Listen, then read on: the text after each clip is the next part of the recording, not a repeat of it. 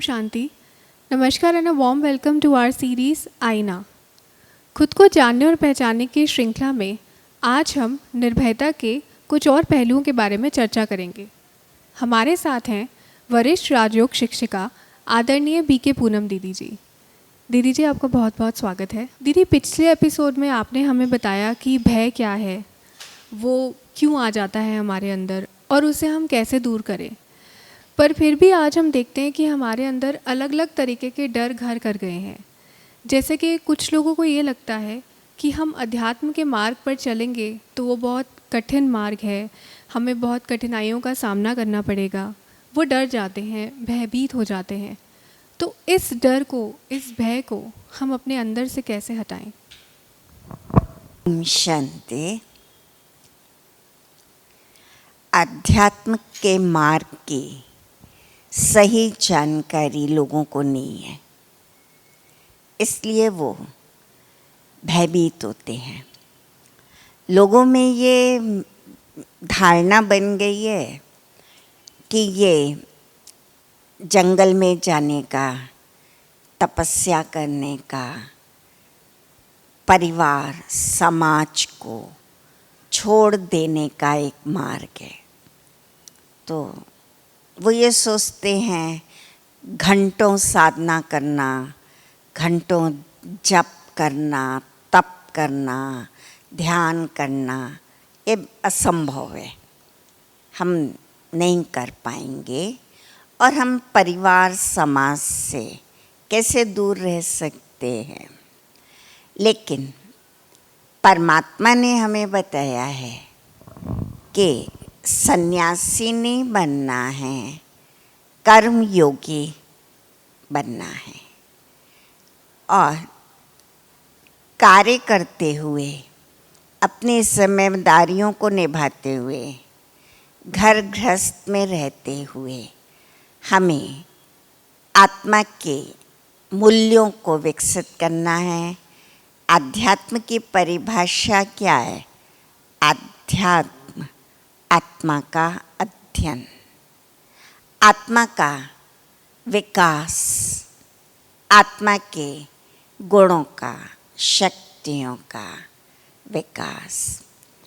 तो आध्यात्मिक ज्ञान ये हमारे अंदर दैवी गुणों का बीजारोपण करता है, संस्कारों को श्रेष्ठ बनाता है, हमारे चरित्र को महान बनाता है और इसका संबंध हमारे दैनिक जीवन से भी है। यदि हम आध्यात्मिक ज्ञान लेते हैं और परमात्मा का ध्यान करते हैं कुछ देर, तो आत्मा की बैटरी चार्ज हो जाती है और जब बैटरी चार्ज हो जाती है तो वो आत्मा सही तरीके से अपनी शक्तियों का प्रयोग करती है। जैसे बैटरी डाउन हो जाए तो आप कुछ नहीं कर पाएंगे, इसी तरह आत्मा की भी बैटरी आज डाउन हो गई है। और डाउन होने के सिम्टम क्या है? छोटी छोटी बातों में इरिटेट हो जाना, छोटी छोटी बातों में टेंशन में आ जाना, डिप्रेशन में आ जाना, मूड्स अप एंड डाउन होते रहना, खुशी नहीं। तो ये जो मन के वायरस हैं, इनको हमें दूर करना है तो अध्यात्म हमें सहयोग देता है। आध्यात्मिक ज्ञान, ज्ञान से हमारे अंदर पॉजिटिविटी बढ़ती है, हमारे विचारों में श्रेष्ठता आती है और मेडिटेशन, ध्यान से अंदर की ऊर्जा बढ़ती है, आत्मिक शक्ति बढ़ती है, तो समस्याओं का सामना करने की शक्ति आती है, चुनौतियों से लड़ने की शक्ति आ जाती है और हम बड़े बड़े विघ्नों, बाधाओं को ऐसे सहज पार कर जाते हैं जैसे ये खेल है। नहीं तो छोटे से विघ्नों में हम घबरा जाते हैं। इसलिए जब इसका संबंध हमारे जीवन की सुख शांति से है, हमारी आंतरिक शक्ति के विकास से है, तो हमें भयभीत होने की आवश्यकता नहीं है। हमें तो इसका उपयोग अपने जीवन में आने वाली समस्याओं में करना है, और समस्याओं का समाधान भी हमें आध्यात्म से मिलता है। बल्कि हम तो ये कहेंगे कि बुढ़ापे में नहीं, बल्कि छोटी उम्र से ही इसको अपनाया जाए तो संस्कार अच्छे बनेंगे, हम श्रेष्ठ कार्य करेंगे, चरित्र हमारा महान होगा, और हम समाज के लिए अपना एक महत्वपूर्ण योगदान भी दे पाएंगे। दीदी, आजकल लोगों में ये डर भी आ जाता है कि कहीं हमें कोई बीमारी ना हो जाए, उससे भी भयभीत हो जाते हैं। तो इस डर को अपने अंदर से कैसे निकालें? इसमें भी अध्यात्म हमारी सोच को सही करता है। पहली बात हम ये जाने मैं कौन हूँ, शरीर या आत्मा। शरीर को भी चलाने वाली चैतन्य शक्ति आत्मा है। शरीर तो इंस्ट्रूमेंट है, इंस्ट्रूमेंट से कार्य आत्मा लेती है।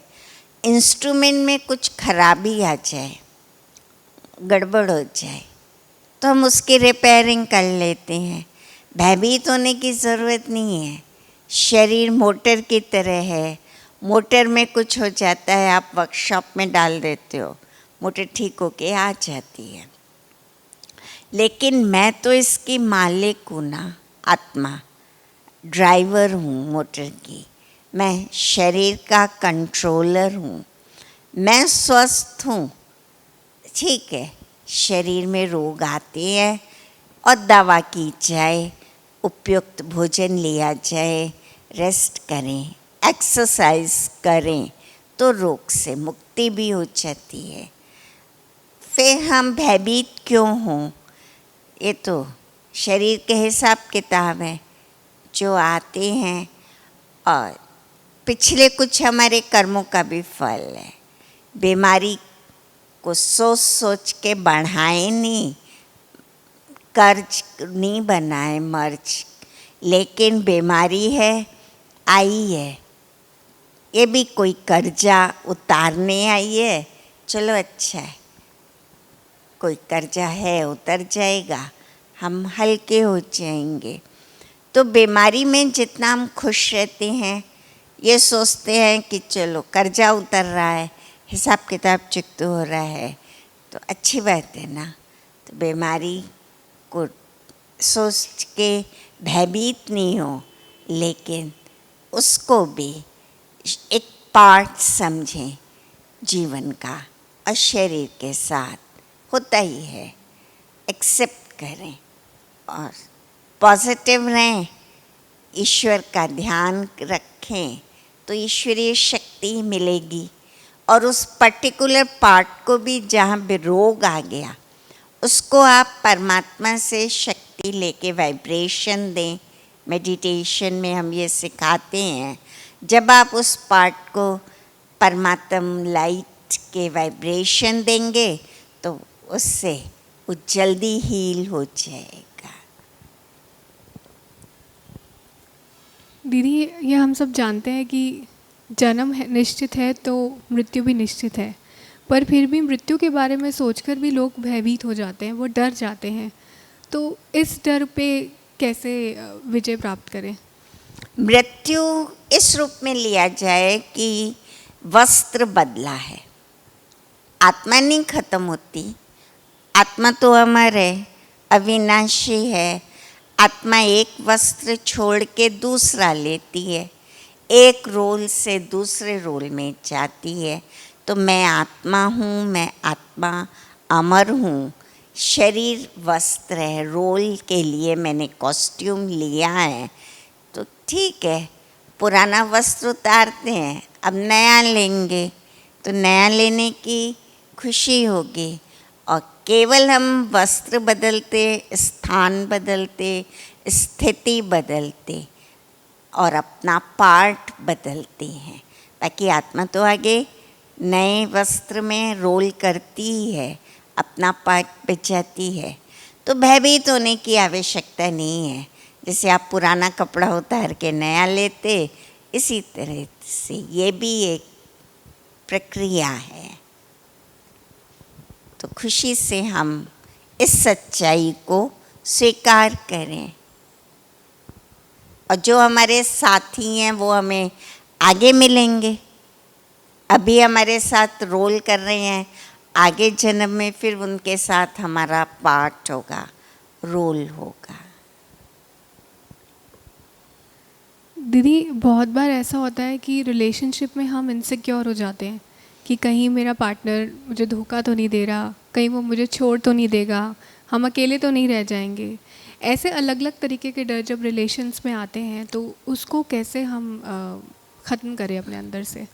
हम ऐसा सोचें क्यों? हम अच्छा सोचें। अच्छा सोचते हैं तो अच्छा अच्छा होता है, और आप गलत सोचोगे तो गलत होगा।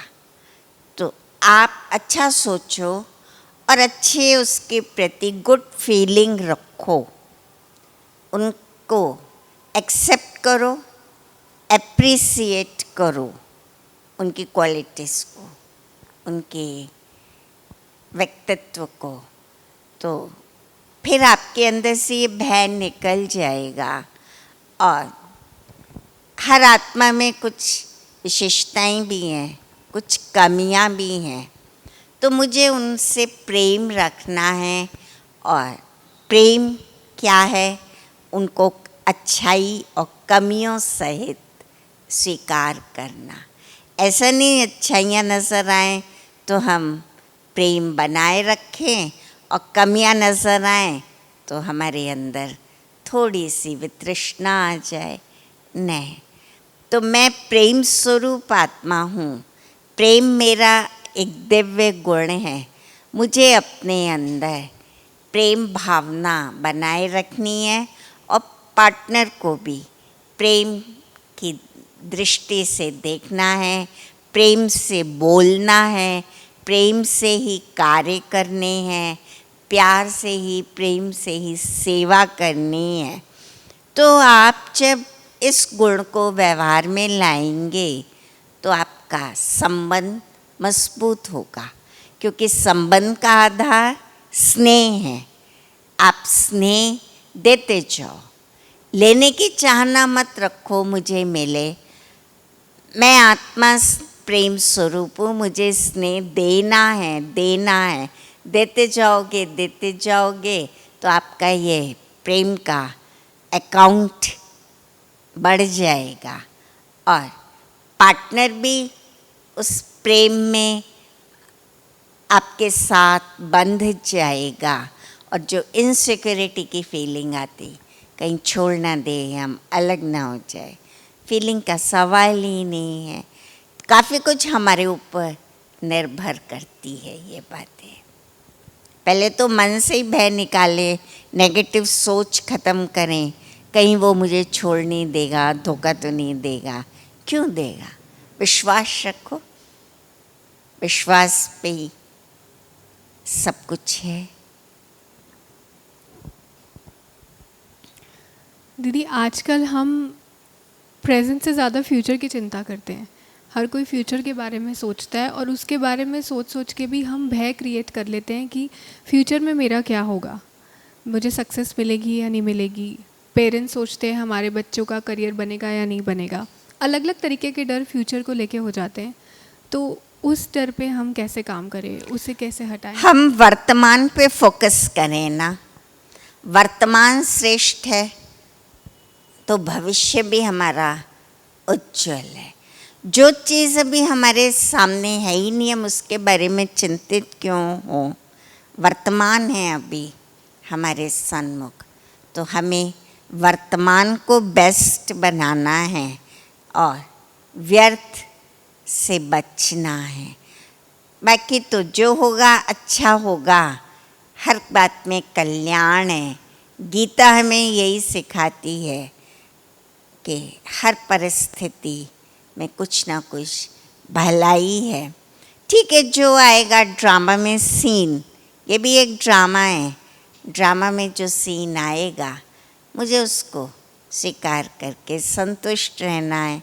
हाँ, कर्म पर मेरा अधिकार है, मैं कर्म अपने ऊंचे करूं, बाकी जो भविष्य होगा उसको मुझे स्वीकार करना है। दीदी, आजकल रिलेशनशिप्स इतने कॉम्प्लिकेटेड हो गए हैं कि उनकी कॉम्प्लिकेशंस को देख के लोग सोचते हैं कि हम रिलेशंस ही ना बनाएं, किसी रिश्ते में ही खुद को ना बांधें। वो डर भी हमेशा हमारे अंदर आ जाता है, तो उस डर को हटाने के लिए क्या करें? संबंध हमारा आत्मा से जुड़ता है और ये हमारे रोल हैं, किसी के साथ पति पत्नी, बेटा भाई बहन, माँ बाप आदि। जब आत्मा से हमारा संबंध बनता है तो हम अपनी ओरिजिनलिटी को पहचाने और उसमें रहें। मैं कौन हूँ? आत्मा। और आत्मा के मूल गुण 7। आत्मा ज्ञानमय है, प्रेम भाव से पूर्ण है, आत्मा शांत स्वरूप है, आत्मा पवित्र है, आत्मा शक्तिशाली है, प्रकाश रूप है। और सामने वाली आत्मा, उससे मुझ आत्मा का जो भी संबंध बना, वो संबंध आत्मा से बना तो उस आत्मा में भी ये मूल गुण है।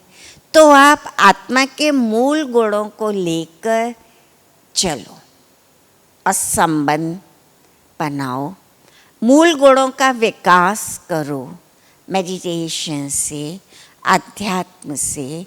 और उन मूल गुणों को लेके आप जब जीवन में चलेंगे ना तो कॉम्प्लिकेशंस आएंगी ही नहीं। हम अपने ओरिजिनलिटी में आएंगे और सामने वाली आत्मा को भी उसी रूप में देखेंगे कि आत्मा शांत है, प्रेममय है, दिव्य है, पवित्र है। ठीक है, अभी इसमें बुराई आ गई, बादल आ गए, लेकिन ओरिजिनल रूप तो आत्मा का पवित्र है, महान है, प्रेममय है। तो आप उसके वर्तमान बुरे रूप को ना देखकर उसके ओरिजिनल रूप को देख के चलो, तो जो भी छोटी मोटी प्रॉब्लम्स हैं वो अपने आप समाप्त हो जाती हैं। दीदी, आजकल हम न्यूज़ में देखते हैं नेगेटिव चीज़ें ज़्यादा दिखती हैं। एक्सीडेंट हो गया, किडनैपिंग हुई, सुसाइड केसेस हुए। तो ऐसे में कई बार ऐसी सिचुएशंस होती है कि अगर हम घर लेट पहुँचे तो हमारे घर वाले बहुत जल्दी भयभीत हो जाते हैं, डर जाते हैं कि हमारे साथ कुछ गलत ना हो गया हो, और हम भी खुद को ऐसी सिचुएशंस में भयभीत फील करते हैं। तो ऐसे डर, ऐसी नेगेटिविटी को हम कैसे निकालें? पॉजिटिव सोचो। लेट हो गया है बच्चा, ट्रैफिक जैम में फंस गया होगा, फ्रेंड्स के साथ मस्ती कर रहा होगा, उसे टाइम का ध्यान नहीं है, कोई और बात आ गई होगी, तो मुझे धैर्य रखना है और पॉजिटिव रहना है। जब हम पॉजिटिव सोचते हैं ना तो भय की आवश्यकता ही नहीं है। और ज़्यादातर हमारी सोच गलत होती है, हम काल्पनिक भय में रहते हैं, ऐसा ना हो जाए, वैसा ना हो जाए। और आप देखेंगे उसमें 80% बातें तो होती ही नहीं है, हम सोच सोच के एक बड़ा रूप बना लेते हैं। तो हमें हर स्थिति में पॉजिटिव रहना है, पॉजिटिव सोचना है। हाँ ठीक है, कभी कभी कोई ऐसी हो जाती हैं दुर्घटनाएं, तो दुर्घटनाओं का सामना भी करना है। आप अगर भयभीत हो गए तो आप में सामना करने की शक्ति भी नहीं रहेगी, कैसे आप उस समस्या का सामना कर पाएंगे? तो अपने अंदर भी पावर चाहिए ना, और वो पावर आती है ज्ञान से, आत्मज्ञान से, गुणों के ज्ञान से, पॉजिटिव होने से, और फिर हमारे अंदर परिस्थिति का सामना करने की भी शक्ति आती है और अनावश्यक भय से भी हम बच जाते हैं। कई बार बहुत ज़्यादा हम सोच सोच के रूप उसका बड़ा बना लेते हैं। आज सीरी से बात करके हमने ये जाना कि अक्सर हमारे अंदर के भय हमारे द्वारा बनाए हुए काल्पनिक भय या डर होते हैं। भय को दूर करने का सबसे आसान तरीका है कि हम अध्यात्म के रास्ते को ना छोड़ें और हमेशा पॉजिटिव सकारात्मक सोचें। दीदी, आपका बहुत बहुत शुक्रिया। यदि आपके मन में कोई सवाल हो, आप हमसे कुछ पूछना चाहते हो, तो आप हमें दिए गए नंबर पर या ईमेल पर संपर्क कर सकते हैं। इसी के साथ हम आपसे इजाज़त लेंगे। आपसे अगले हफ्ते फिर से मुलाकात होगी एक नए टॉपिक के साथ। तब तक के लिए ओम शांति।